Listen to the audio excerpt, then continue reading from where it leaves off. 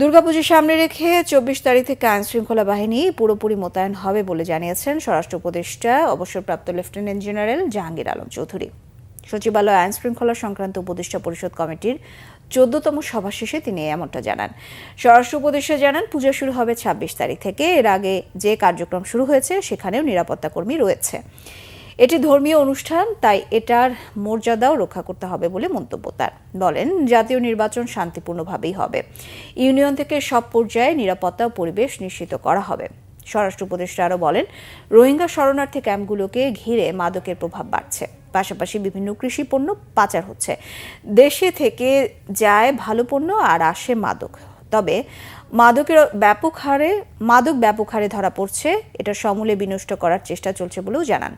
NASA গ্রুপের বকেয়া ২৫০ কোটি টাকা পরিশোধ সম্ভব, সে ব্যাপারে নাসা গ্রুপের চেয়ারম্যান সম্পত্তি বিক্রির অনুমতি দিয়েছেন বলেও জানান স্বরাষ্ট্র উপদেষ্টা।